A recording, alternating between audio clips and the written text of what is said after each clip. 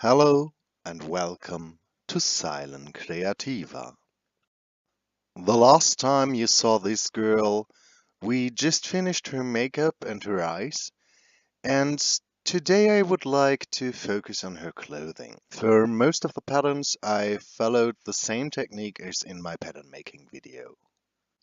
In this first part, we are mainly making the underdress. The main dress will be in the second part of this video. So I decided to go with a quite loose top, and I really prefer tops that are, either off shoulder or just showing a little bit of the shoulder and are not so close. And it is mainly the same technique I worked with when I made the superhero girl princess thing with the rhinestone dress.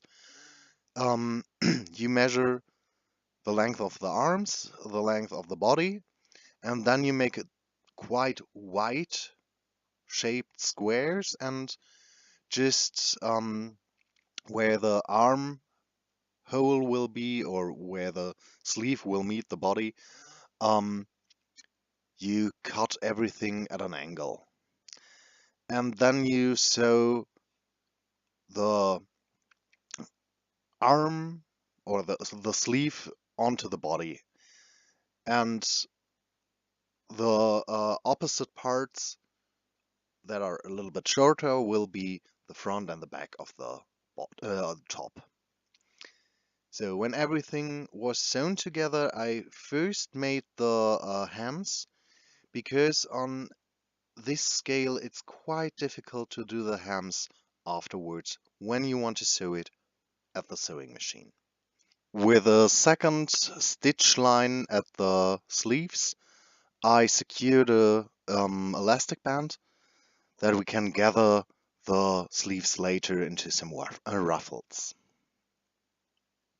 And while making the hem of the neck part, I put in an elastic band too. Then you can close the seams at the side of the top, and you are quite finished with it. Um, Back to the angle. I most of the time use a 45-degree angle, which makes a top that you can put on your doll as off the shoulder top and a little bit on the shoulder top. The bigger the degree will be, the more it will get to an off-shoulder top. So keep that in mind when you make a top like this. And last of it was just pushing the or pulling the elastics and make a knot, and so the top was quite finished.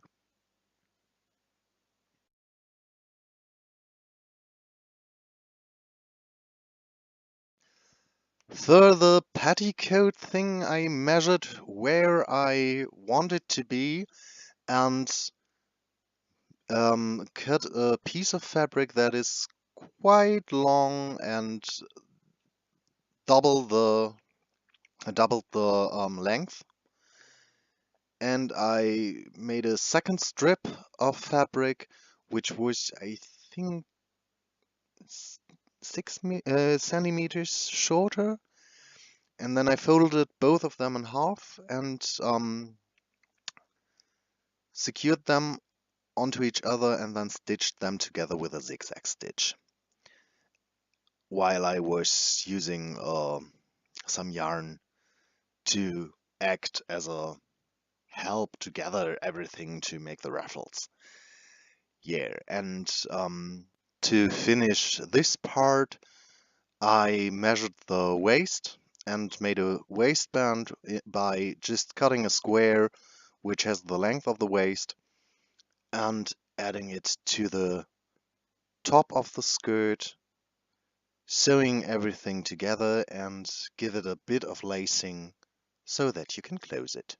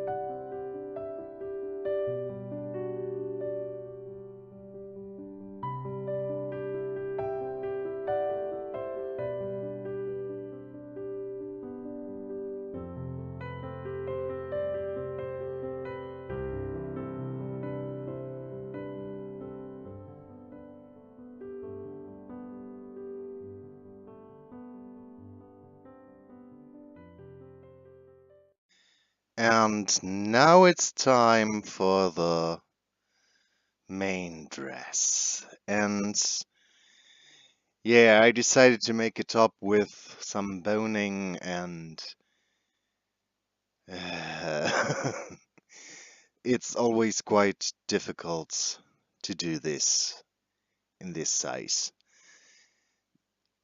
I don't know how someone like Moonlight Jewel is able to make a boned corset for a regular Monster High doll.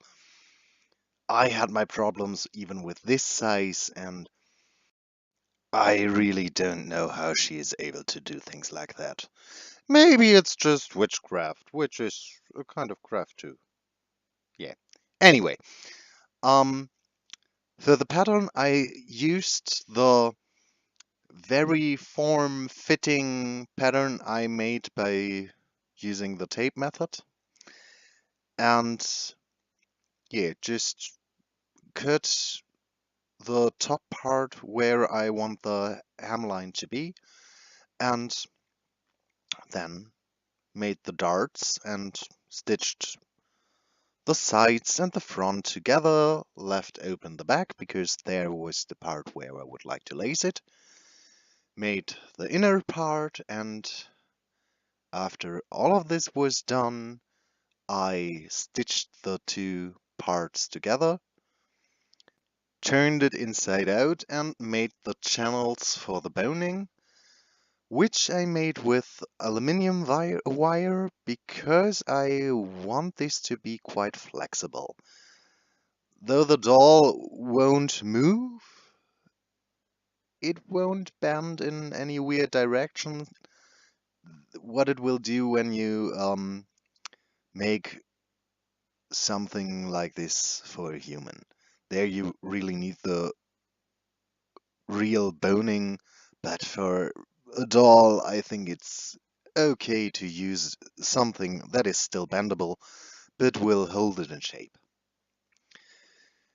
I left the whole top part open to make the channels first, and I sew the channels not to the totally to the top so that I still be able to fold some of the fabric in and close it afterwards.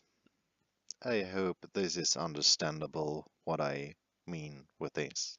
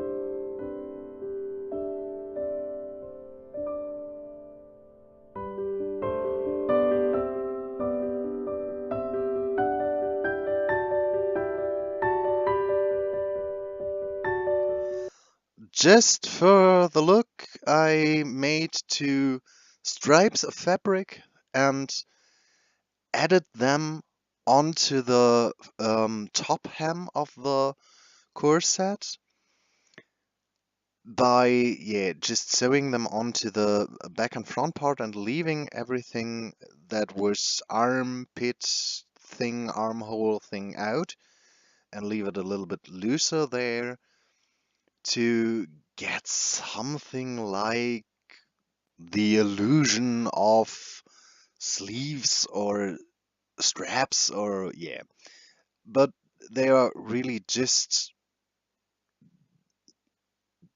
decoration. They don't have any use or purpose, but they just should look good. Yeah. And then I couldn't resist to glue a cameo at the front part of it because I really love cameos. Don't know what it is with me. But yeah, anyway, I glued one that I had for nail art and in the front of it, and then just made the lacing in the back, and then it was time for the skirt, where I just used a square that I where I made the hems first, then just made some yeah folds, some ruffles where I thought they would look good, sewed on a waistband, and made some lacing there too because I already knew it would disappear under the corset. And for the skirt, I made a bunch of different tries and a bunch of different arrows. Um, First, I tried it with a complete circle and then with a half circle, and everything looked quite terrible. So I decided to just go with making some yeah foldings and leave it like this. And then for the last part, I made some socks for her out of an old t-shirt, and it was just folding the piece. I cut it from the shirt in half and roughly sketched the shape onto it, and because it's stretchy, you can't make something too wrong with it. Yeah, and you won't see this in the photos because I decided to add this last moment. Yeah, for the next video, I already know that she will get some, her hair a little bit done and some jewelry and things like that. Maybe I will do a last video with some accessoires and maybe shoes, but I failed on them already, so I bought some. I'm not quite sure if I want to try it again. So I hope you enjoyed her, and if you like her, leave a comment, subscribe, and have a nice week. Bye.